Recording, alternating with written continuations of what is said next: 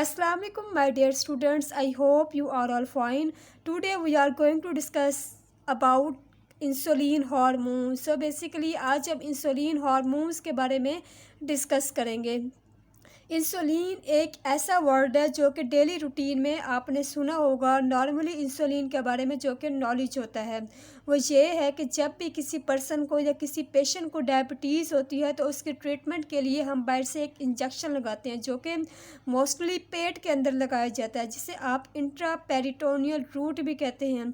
वो किस फॉर्म में दी जाती है? एज ए ड्रग हो सकती है या इंजेक्शन हो सकता है. सो आप जो है पेशेंट की बॉडी में इंजेक्ट करते हैं. सो उसको आप कहते हैं इंसुलिन.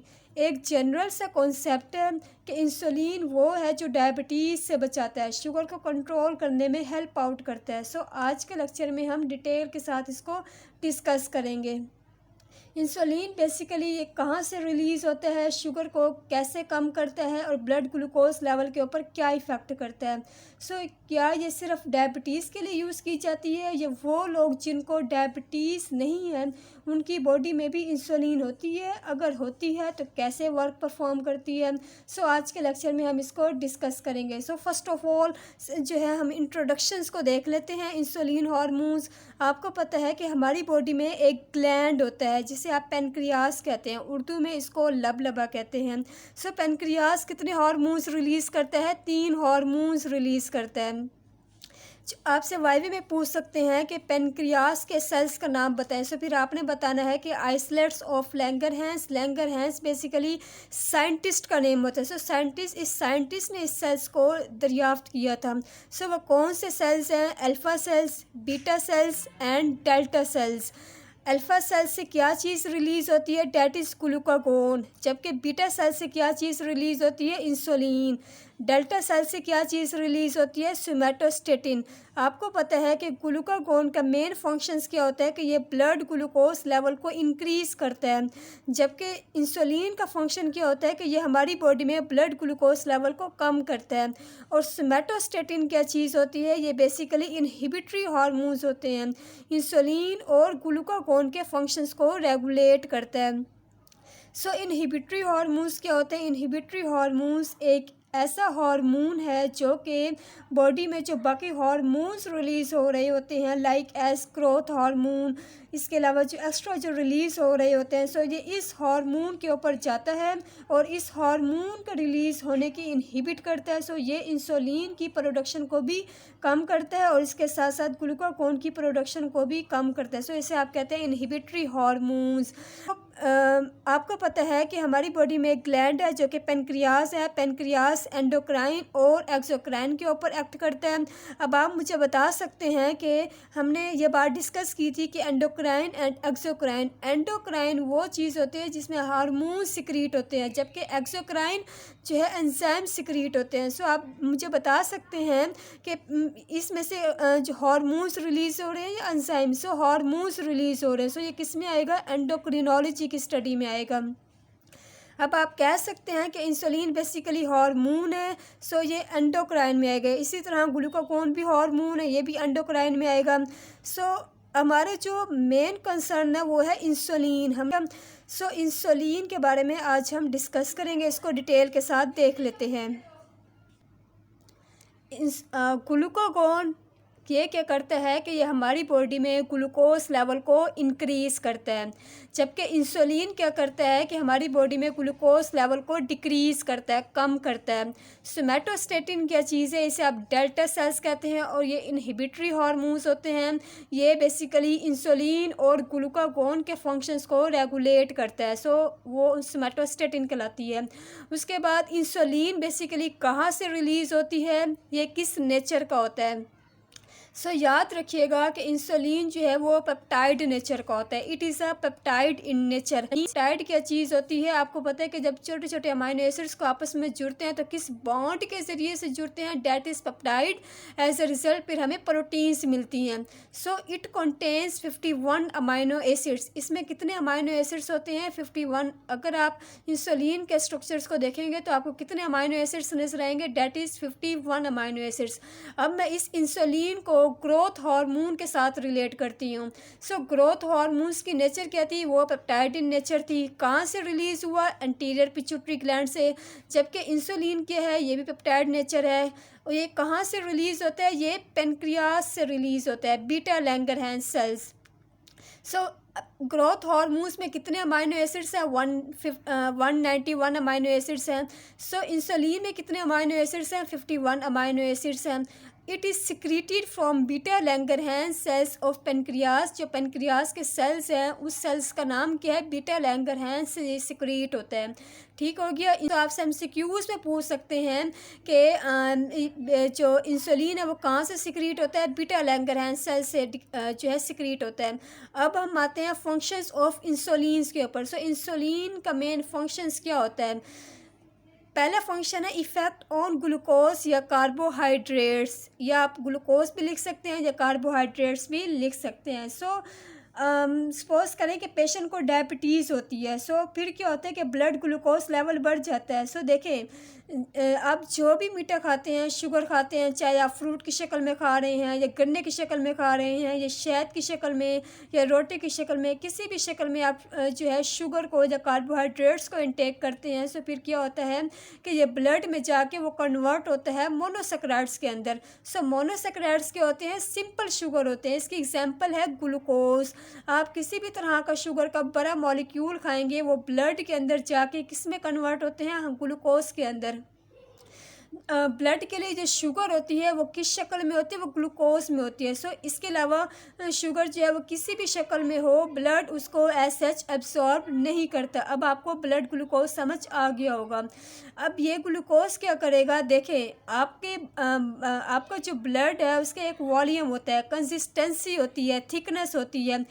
एग्जाम्पल आप देखें कि आप पानी के एक गिलास लें और उसमें आप चीनी ऐड करते जाएं। जितनी ज़्यादा आप चीनी ऐड करते जाएंगे तो क्या होगा, कंसिस्टेंसी कंसनट्रेटेड होता जाएगा, गाढ़ापन होता जाएगा। सेम केस आपके ब्लड के अंदर हो रहा होता है। जब आप बहुत ज़्यादा शुगर खाना शुरू कर देते हैं तो क्या होता है कि हमारे ब्लड के अंदर जो है शुगर आती जाती है बहुत ज़्यादा, और हमारा जो ब्लड है वो गाढ़ा होता जाता है। और आपको पता है कि जो चीज़ थिक होती है, गाढ़ा होता है, सो उसको मूव करना मसला होता है। यानी अगर आप पानी गिराएं और दूसरी साइड पे आप शहद को गिराएं तो फिर क्या होगा, जल्दी से मूव कौन करेगा, वाटर मूव करेगा। शहद को ज़्यादा टाइम लगेगा, क्यों, क्योंकि उसकी कंसिस्टेंसी ज़्यादा है। सो सपोज करें ये आपके पास है ब्लड वेसल्स और ये आपके पास हैं सेल्स और टिश्यूज़। ठीक हो गया।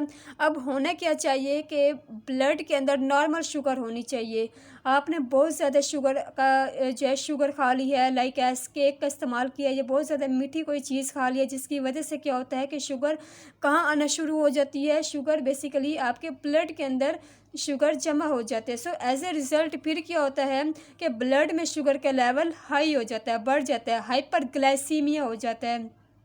और जब ब्लड में ग्लूकोज का लेवल बढ़ जाता है तो क्या होता है, थिकनेस हो जाता है, और जो चीज़ थिक होती है उसको नाली में से गुजरते हुए मज़ामत का सामना करना पड़ता है, रुकावट होती है। सो लिहाजा क्या होता है कि एक तो ये ब्लड प्रेशर इंक्रीज़ हो जाता है। पहला नुकसान तो ये होता है कि ब्लड प्रेशर इंक्रीज़ होगा। दूसरा नुकसान क्या होता है कि जो शुगर होती है वो आपके ब्लड में ज़रूरत से ज़्यादा मीठा कर देती है, गाढ़ा कर देती है, जिसकी वजह से क्या फ़्लो पे मुतासिर होता है। सो तीसरा नुकसान क्या होता है कि आपके ब्लड के अंदर शुगर है, लेकिन ये ब्लड के बाहर यहाँ पे सेल्स और टिश्यूज़ प्रेजेंट होते हैं। सो इनका काम क्या होता है, एनर्जी प्रोवाइड करते हैं। सो अब होना क्या चाहिए कि जो भी शुगर आप खाते हैं वो जो है टिश्यूज़ और सेल्स के अंदर जाए ताकि आपको एनर्जी मिले। सो ब्लड के अंदर शुगर एनर्जी प्रोवाइड नहीं करती, बल्कि वो सिर्फ़ इसको गाढ़ा करती है। अब मसला ये है कि शुगर शुगर जो है वो यहाँ से यहाँ तक कैसे ट्रांसफ़र होगी। सो याद रखिएगा कि आम पर्सन में या हेल्दी में क्या होता है कि जैसे आप शुगर खाते हैं, सो फिर पेनक्रियास देखता है कि भाई ब्लड में शुगर का लेवल बहुत ज़्यादा हो गया। सो लिहाजा बीटा सेल जो है कहता है कि इंसुलिन को रिलीज़ करें। अब आप देख सकते हैं ना, इसकी टांगें हैं, ठीक हो गया, ये खुद से इधर ट्रांसफ़र नहीं हो सकता। सो ट्रांसफ़र होने के लिए इसको गाड़ी चाहिए होती है या कोई व्हीकल चाहिए होता है। वो गाड़ी कौन सी होती है? बेसिकली वो इंसुलिन होती है। लिहाजा इंसुलिन रिलीज़ होगा, वो इसको उठाएगा और कहाँ लेकर आएगा? सेल्स और टिश्यूज़ के अंदर लेकर आएगा, यानी इसको ट्रांसफ़र कर देगा। लिहाजा ब्लड के अंदर शुगर का लेवल क्या होगा? कम हो जाएगा और ब्लड वापस अपनी थिकनेस पे आ जाएगा और फ्लो ठीक से हो जाएगा। सो ये आम लोगों में होता है।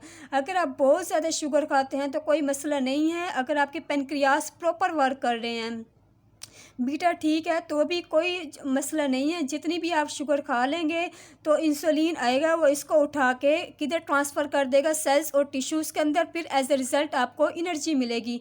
बट जो डायबिटिक पेशेंट्स होते हैं तो वो इंसुलिन नहीं बना पा रहे होते। क्यों नहीं बना पा रहे? तो क्योंकि उनके जो पैनक्रियास होते हैं वो ख़राब हो जाते हैं।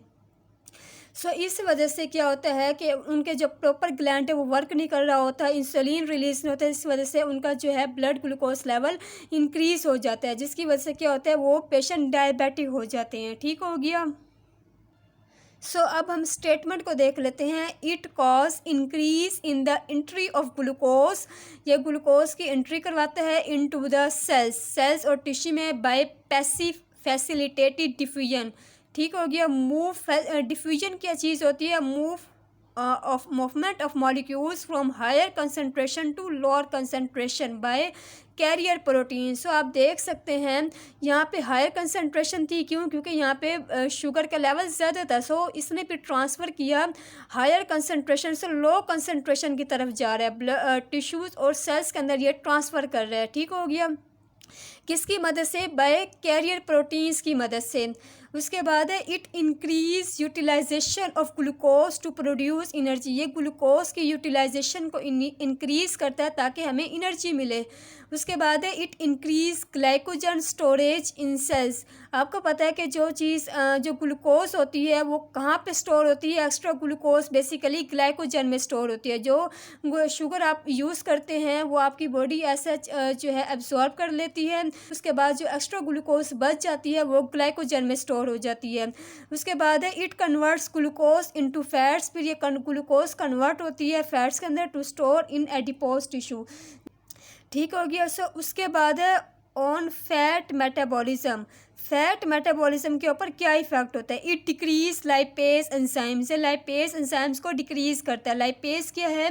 लिपिड्स की ब्रेक डाउन करना, that is lipase enzymes. It decrease break down of fat and store them in adipose tissue. जब हमारी बॉडी को फ़ैट की ज़रूरत होती है तो एडिपोज टिश्यू के अंदर से फ़ैट निकलती है और बॉडी की ज़रूरत को पूरा करता है। सो एडिपोज टिश्यू को फ़ैट के अंदर से तोड़ता है, ये ब्लड के अंदर लेकर आता है, बॉडी के अंदर लेकर आता है और एज अ रिज़ल्ट ब्लड के अंदर फ़ैट का लेवल इंक्रीज़ हो जाता है। सो अगला क्या इफ़ेक्ट होता है? प्रोटीन मेटाबॉलिज्म के ऊपर। It promotes protein synthesis in body by translation, ये हमारी बॉडी में प्रोटीन की सिंथेसिस को प्रोमोट करता है बाय ट्रांसलेशन। आपको याद होगा जब हमने ये बात डिस्कस की थी कि ट्रांसक्रिप्शन, ट्रांसलेशन, रिवर्स ट्रांसक्रिप्शन क्या होता है। इसे मैं फिर रिपीट कर देती हूँ कि डीएनए से मैसेंजर आरएनए का बनना, that is transcription which involve enzymes RNA transcriptase. ये प्रोसेस कहाँ पे हो रहा होता है? बेसिकली न्यूक्लियस में हो रहा होता है। जबकि आरएनए से प्रोटीन्स का बनना, डेट इज ट्रांसलेशन, कौन सा एंजाइम्स इन्वॉल्व होता है? Peptidyl transferase. और ये प्रोसेस कहाँ पे हो रहा होता है? बेसिकली साइटोप्लाज्म में हो रहा होता है। एक और चीज़ है रिवर्स ट्रांसक्रिप्शन। अब रिवर्स की बात हो रही है तो फिर आप कहेंगे मैसेंजर आरएनए से डीएनए का बनना, डेट इज रिवर्स ट्रांसक्रिप्शन। अगर जस्ट ट्रांसक्रिप्शन आएगा तो डीएनए से मैसेंजर आरएनए का बनना, डेट इज ट्रांसक्रिप्शन। अगर रिवर्स ट्रांसक्रिप्शन आएगा तो फिर मैसेंजर आरएनए से डीएनए का बनना, डेट इज रिवर्स ट्रांसक्रिप्शन। उसके बाद अगले इफेक्ट है इफेक्ट ऑन ग्रोथ। ग्रोथ के ऊपर क्या इफेक्ट होता है? आपके जितने भी हार्मोन्स हैं उन सब के अंदर ये फंक्शन सेम आएगा। So it is very important hormone for normal growth of body. ये हमारी बॉडी में नॉर्मल ग्रोथ के लिए बहुत इंपॉर्टेंट रोल प्ले करता है। ठीक हो गया। सो ये हार्मोन सब में आपने लिखना है। आई थिंक सो आपको इंसुलिन का टॉपिक समझ आ गया होगा। अगर इसमें से कोई क्वेश्चन है तो वो आप क्वेश्चन कर सकते हैं। इसमें से आपने क्या याद रखना है, आपने ये याद रखना है इंसुलिन बेसिकली है क्या, कहाँ से रिलीज़ होता है, जो है इसमें कितने अमाइनो एसिड्स होते हैं, इसका मेन फंक्शंस क्या होता है। सो आपने ये याद रखना है। आई होप आपको आज का लेक्चर समझ आ गया होगा। सो अगर आपको वीडियो अच्छी लगती है, वीडियो पसंद आती है, so please like and share this video and subscribe my channel. Thank you so much. अल्लाह हाफिज़।